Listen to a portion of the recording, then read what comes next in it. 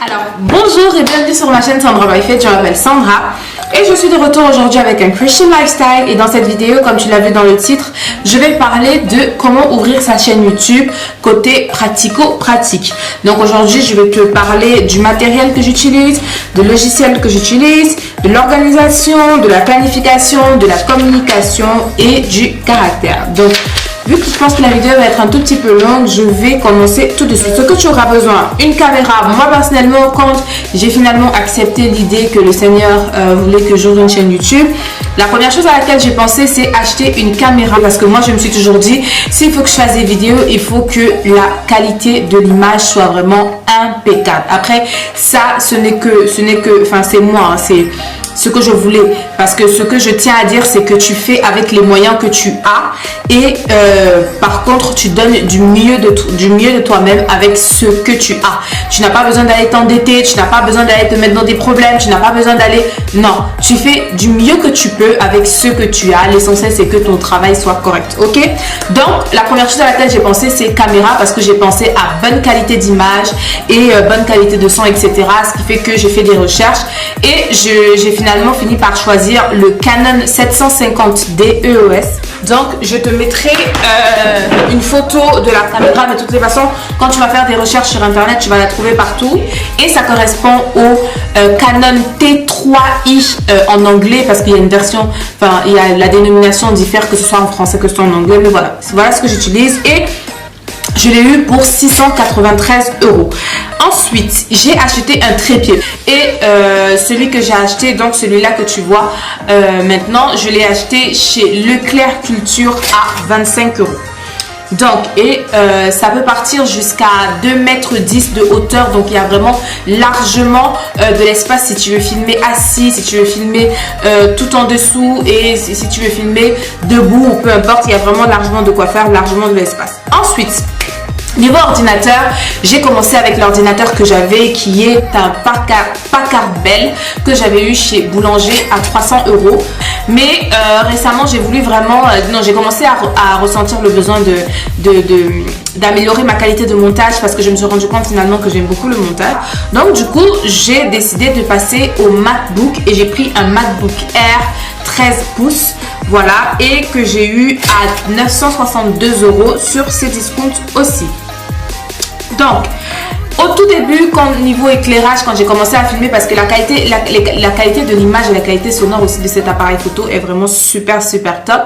Ce qui fait que au début, j'ai commencé à filmer comme tout le monde, hein, devant ma fenêtre à la lumière du jour. Et c'est toujours ce que je préfère, parce que je préfère le rendu naturel. Mais quand j'ai commencé à me retrouver très limitée quand j'ai vu l'hiver arriver, j'ai décidé d'investir dans des éclairages artificiels. Et donc les deux panneaux que tu vois sur les côtés, ce sont des softbox, ça s'appelle softbox. J'ai eu les deux ensemble, j'ai acheté le set ensemble pour 49 €. Donc ça vient directement avec les trépieds, avec les ampoules à l'intérieur. Donc ce sont des ampoules bulbes, voilà. Mais de toutes les façons, tout ce qui concerne, en ce qui concerne le côté matériel, j'ai tout mis dans la barre d'infos. Donc tout en dessous, en bas de la barre d'infos, j'ai tout listé et je crois que j'ai mis les liens aussi, donc tu pourras retrouver tout ça. Donc j'ai eu le set de 2 pour 49 € et l'anneau lumineux, donc ce qu'on appelle en anglais ring light, je l'ai eu pour 89 € la ring light toute seule. Et il a fallu acheter le trépied à part, donc que j'ai eu à 17 €. Ensuite, je t'ai dit tout à l'heure que je suis passée au MacBook Air 13 pouces. Donc je suis très satisfaite avec mon MacBook, mais le seul inconvénient, c'est la mémoire. Franchement, pour ceux qui font des vidéos, bon là du coup, je pars du principe que voilà, tu veux ouvrir une chaîne YouTube, mais vraiment, pour ceux qui font des vidéos, il n'y a pas, c'est-à-dire que il fait 128 Go le MacBook, il n'y a vraiment pas d'espace, c'est-à-dire que tu te retrouves, je me suis retrouvée en train de supprimer les vidéos au fur et à mesure. Du coup, il faut investir dans un disque dur externe, donc qui est celui-là, le disque dur externe. Bon, moi ce que j'ai fait, c'est que j'ai récupéré, enfin mon frère a récupéré le disque dur de mon ancien ordinateur pour me le mettre dans un boîtier disque dur, parce que la mémoire, capacité de stockage de ce disque dur là, c'est 1 Teraoctet, 1 Tera, voilà, c'est 1 Tera.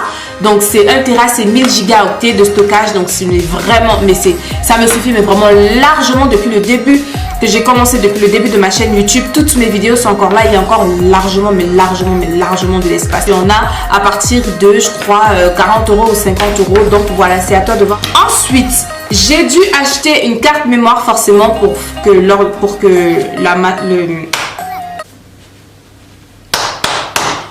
l'appareil photo puisse fonctionner. Donc j'ai acheté une carte mémoire sans disque de 32 Go qui me va très bien pour l'instant. Donc je l'utilise, voilà, ça me va très bien. Et la carte mémoire, je l'ai eu pour 13 €. Ensuite, j'ai acheté des batteries externes parce que la seule batterie de la caméra ne suffit pas, parce qu'elle a une autonomie de quelque chose comme 2 heures et c'est très handicapant quand il faut que je filme des vidéos pendant 2 heures de temps. Donc j'ai décidé d'investir dans des batteries de rechange. Donc ça, ce ne sont pas des batteries d'origine, celles que voilà, ce ne sont pas des batteries d'origine, ce sont des batteries compatible avec l'ordinateur, avec le Canon 750D. Donc je les ai achetés comme ça en lot de 2 avec leur chargeur, donc j'ai eu les deux pour 27 €. Ensuite, très important, parce que c'est quelque chose qu'on peut négliger, mais c'est super important.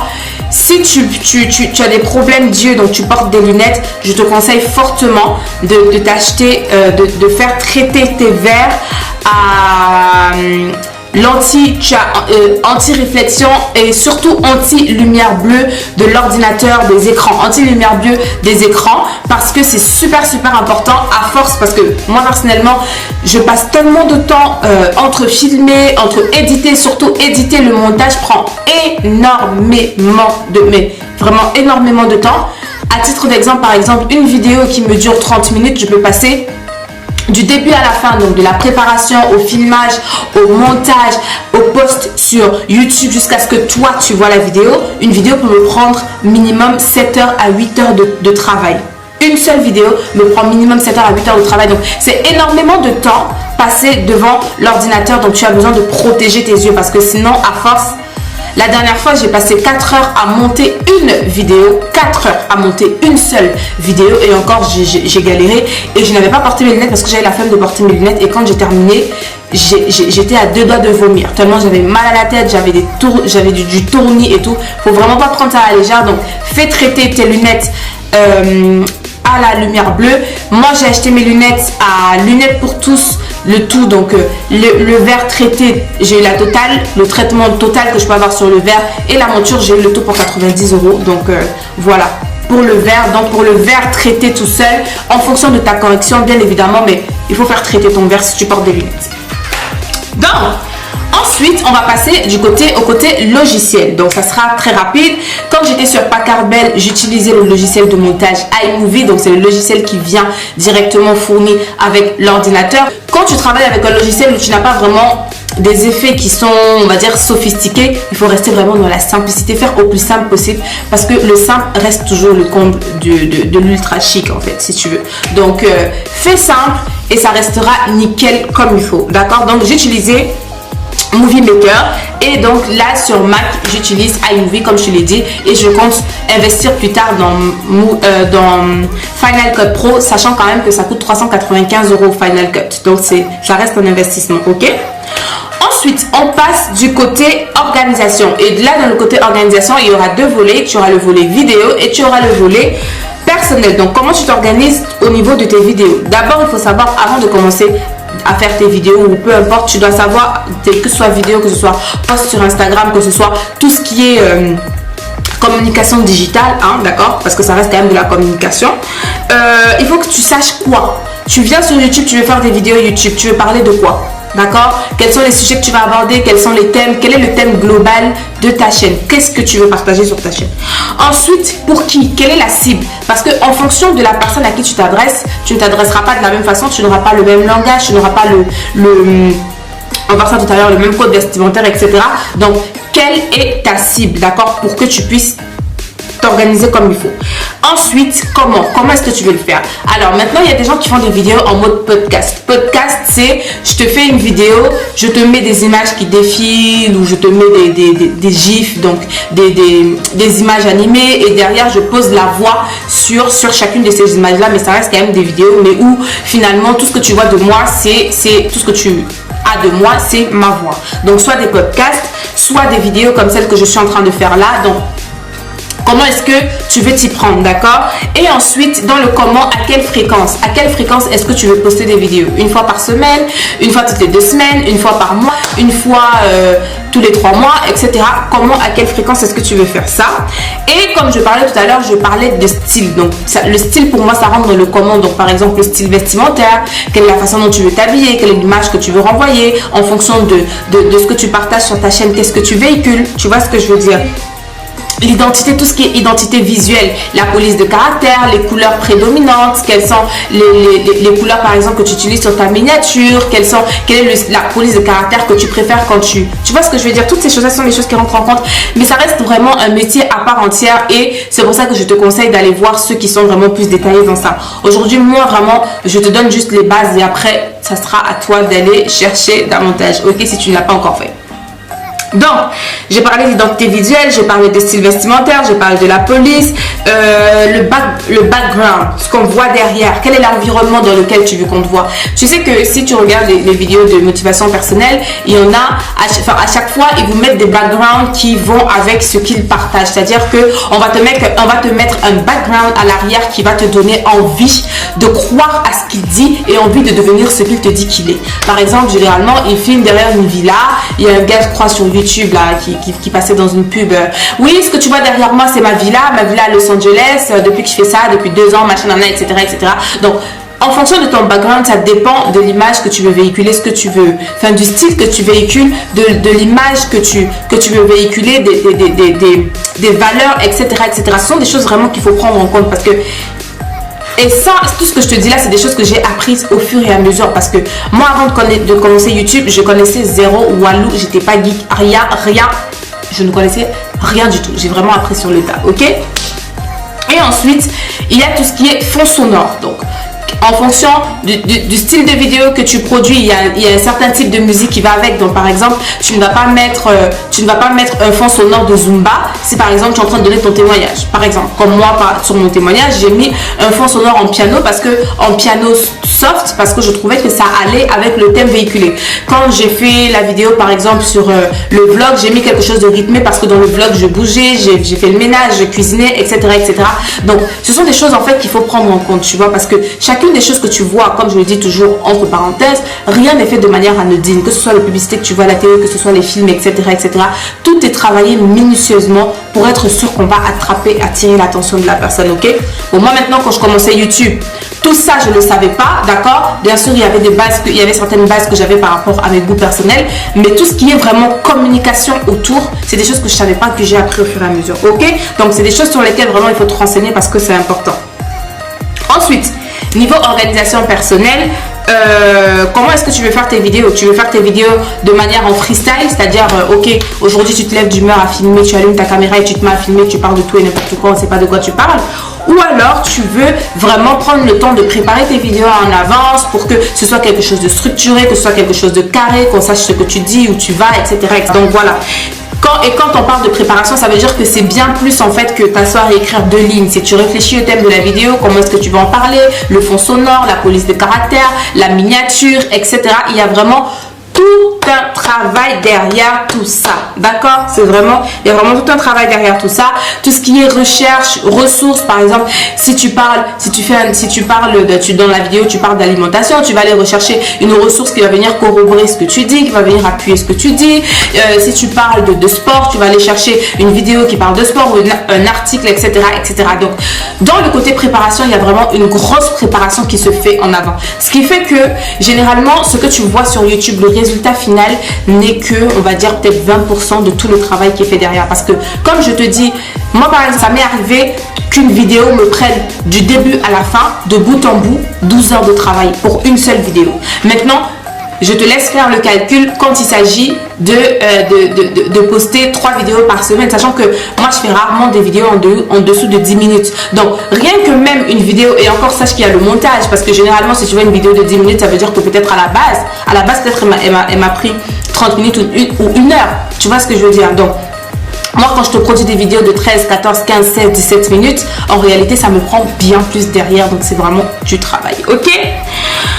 Et ensuite, préparation personnelle. Donc, comme je parlais de préparation en amont, il y a aussi savoir quand est-ce que tu filmes. Parce que comme je te disais, si tu te prépares, ça veut dire que tu prévois un jour où tu vas filmer. Tu prévois un jour où tu vas monter la vidéo. Si tu ne montes pas la vidéo le même jour où tu as filmé, tu prévois un jour où tu vas mettre la vidéo en ligne, où tu vas travailler sur la vidéo. Un jour où tu vas...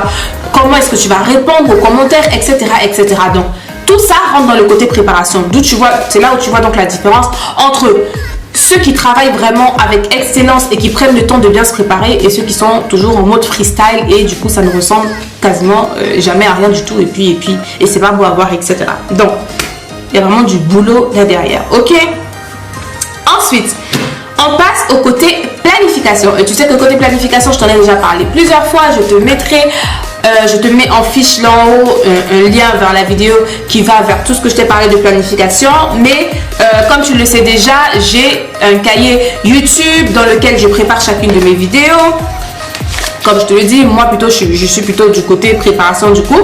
Un cahier YouTube où je prépare chacune de mes vidéos. J'ai un carnet d'idées dans lequel quand j'ai une idée qui me vient, qui m'est insufflée par le Seigneur, parce que comme je dis, chacune des vidéos que je fais sur cette chaîne ce sont des vidéos inspirées et je reçois généralement l'inspiration soit pendant que je suis en train de prier, soit pendant que je suis en train de lire la Bible, soit pendant que je suis en train de regarder une émission, soit comme ça dans la vie de tous les jours de manière courante, etc. Donc c'est vraiment, voilà, mais généralement la plupart du temps que je reçois mes idées de vidéos, c'est toujours soit pendant que je suis en train de prier ou méditer la parole de Dieu, c'est généralement là que je reçois mes idées de vidéos. Donc voilà, donc j'ai ce carnet d'idées là pour pouvoir noter mes idées dedans, comme ça je ne me perds pas et comme ça me permet de pouvoir facilement préparer les vidéos et les planifier plus tard. Donc ensuite, j'ai le planeur. Donc le planeur, c'est ce que j'ai devant mes yeux tous les jours. Donc c'est ce qui est posé sur mon bureau et ça me permet de pouvoir avoir un coup d'œil rapide, un aperçu de toute la semaine. Donc je planifie toute la semaine. Je sais que par exemple là le lundi je dois filmer, le mardi, etc. Donc je planifie vraiment toute la semaine de telle sorte que je puisse rester organisée et surtout que je puisse faire ce que j'ai planifié de faire. Parce que c'est une chose de planifier, c'en est une autre de respecter en fait chacune de ces planifications, d'accord? Et moi je dis, plus tu as de choses à faire, plus tu dois être super organisé pour pouvoir réussir à tout faire, ok? Et ensuite, après le planeur, j'ai l'agenda. Ça, c'est le petit nouveau dont je t'ai parlé la dernière fois. Si tu me suis sur les réseaux sociaux, sur Instagram, c'est le planeur. Et comme tu peux le voir, je l'ai acheté chez Stradivarius et je l'ai eu à 13,99 €. Pour le planeur, je l'avais eu chez Emma. Tu les as chez Emma à 4 €. Et les carnets, peu importe, t'en as à 1 €, 2 € chez Emma.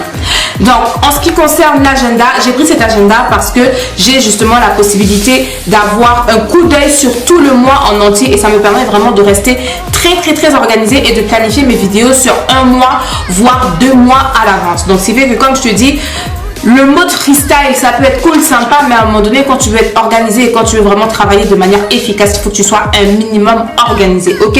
Et ton style d'organisation grandit plus tu évolues parce que tu fais ton expérience en fait et tu vois ce qui te va, ce qui ne te va pas. Moi personnellement, je suis du genre, je dois rester organisée, je dois tout planifier, je dois rester organisée au maximum pour pouvoir travailler avec excellence parce qu'on m'a dit que utiliser le mot perfectionniste c'est pas très bien, mais moi je suis plutôt du côté perfectionniste, pas parce que je cherche la perfection mais parce que j'aime le travail bien fait, sinon très bien fait, ok?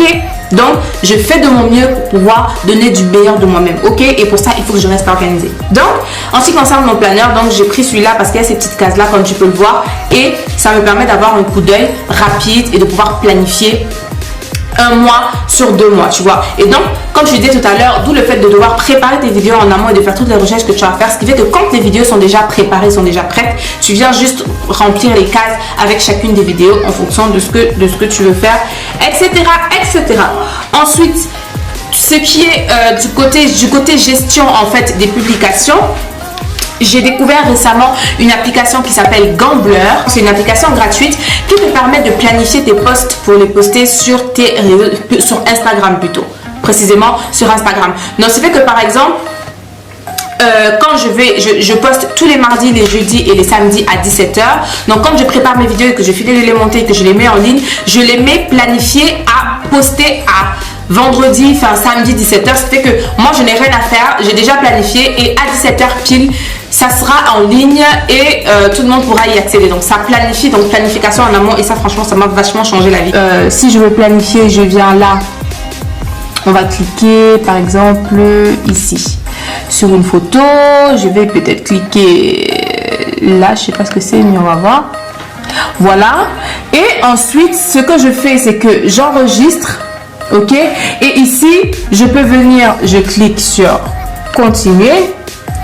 Et ensuite, ici, tu vois, je peux cliquer sur tu as upload immédiatement ou une autre fois. Et pour planifier, je clique sur une autre fois. Et ici, je n'ai juste qu'à voilà, et ici je n'ai juste qu'à choisir la date, je choisis l'heure et ensuite je clique envoyer et ça sera planifié. Donc voilà pour ce qui est de Gambler que tu as ici. YouTube, du coup, il y a aussi l'onglet planifier plus tard. Alors là, on est par exemple sur ma chaîne YouTube, ok, donc je vais zoomer. On est sur ma chaîne YouTube et au moment où tu verras cette vidéo, ces vidéos-là seront déjà sorties, donc je peux te le montrer. Donc là, je vais aller sur gestionnaire de vidéos. Et ici, tu le vois, il y a, c'est écrit planifié pour le 24 février et là, planifié pour le 22 février à 17 h, d'accord?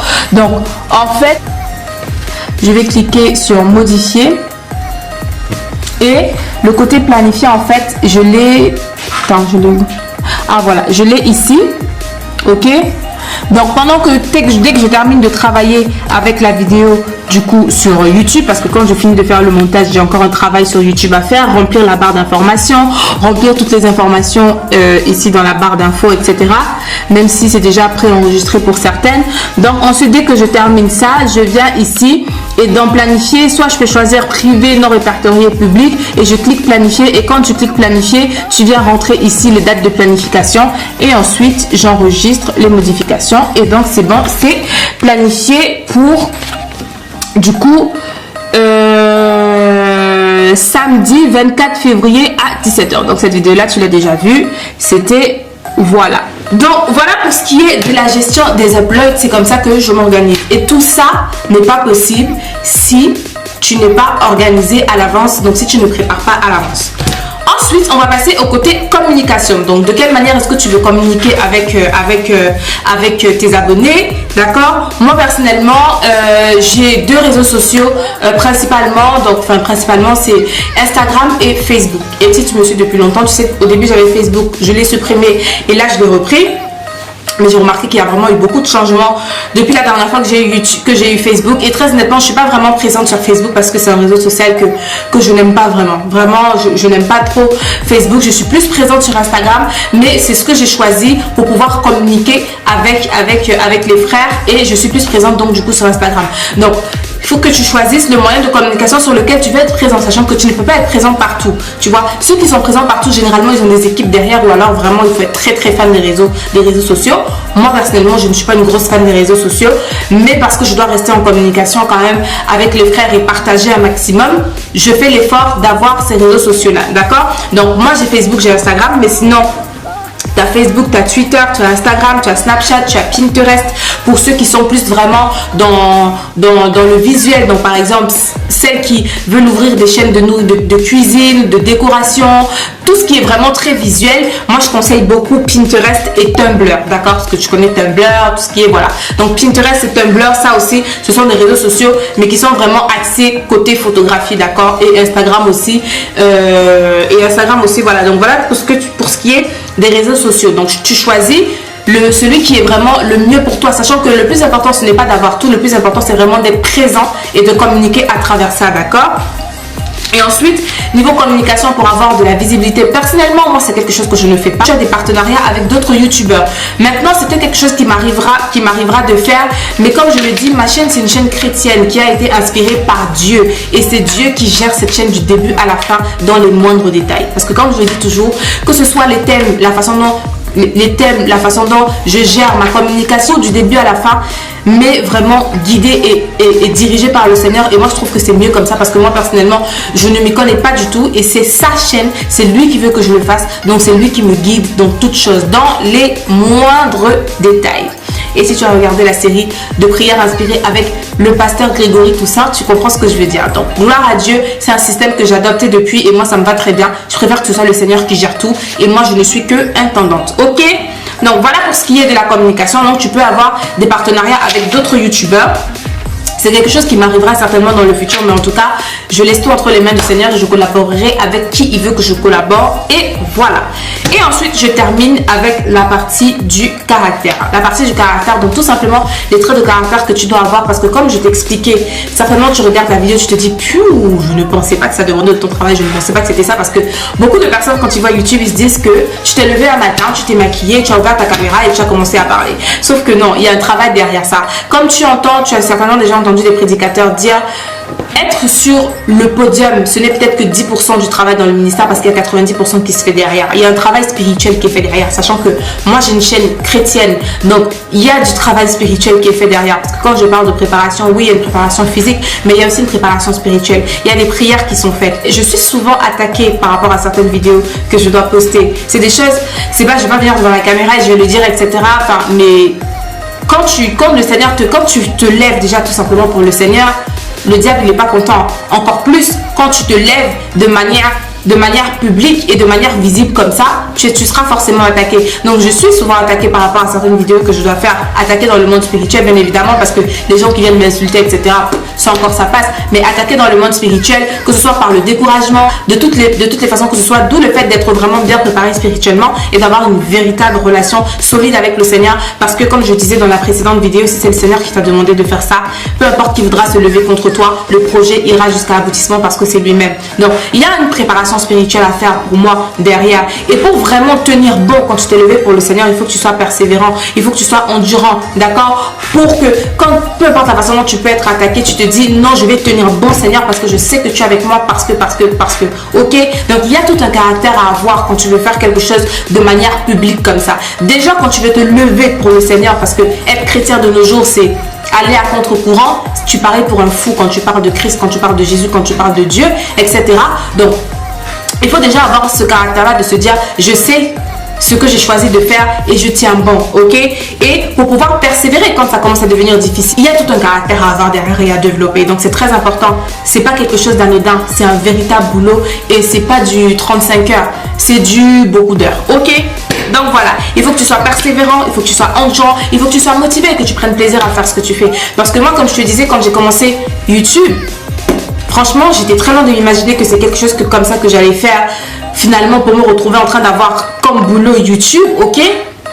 Mais parce que moi je considère que c'est un travail, hein, d'accord. Je considère que au jour d'aujourd'hui c'est mon travail parce que je le fais à temps plus que plein.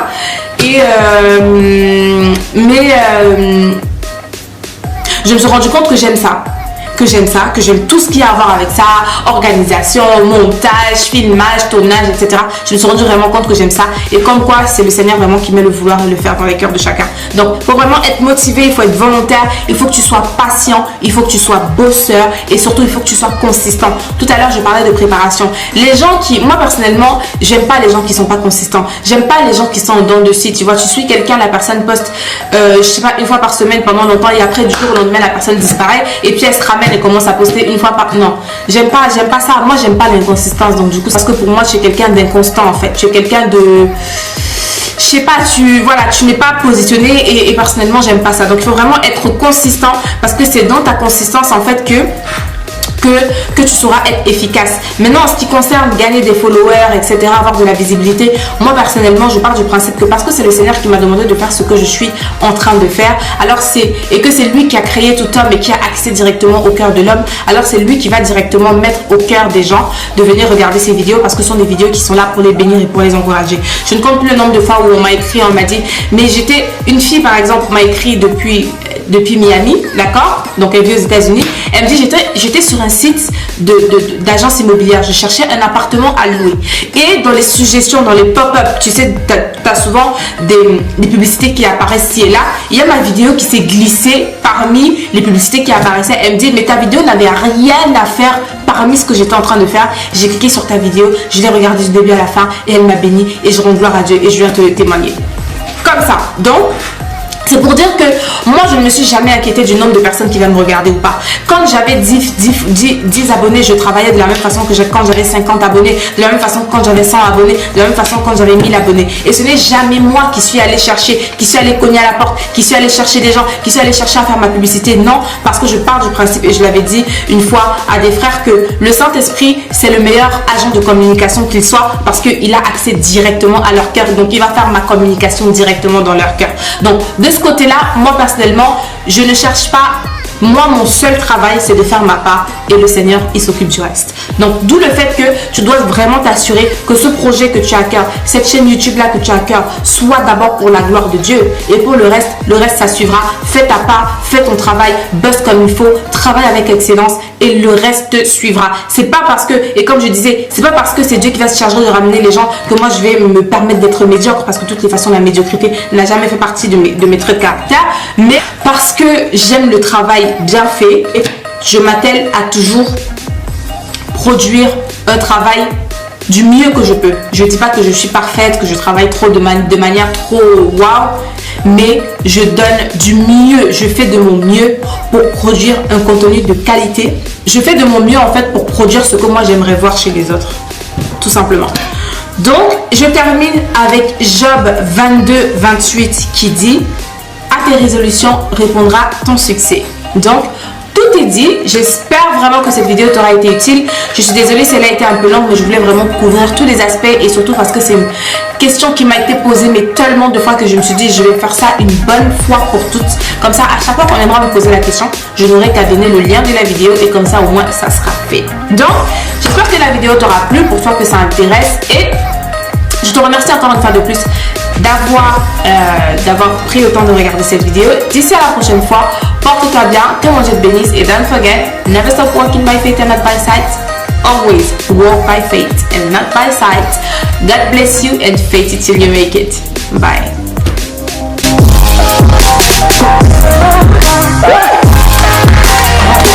J'ai commencé à 9h, il est 14h.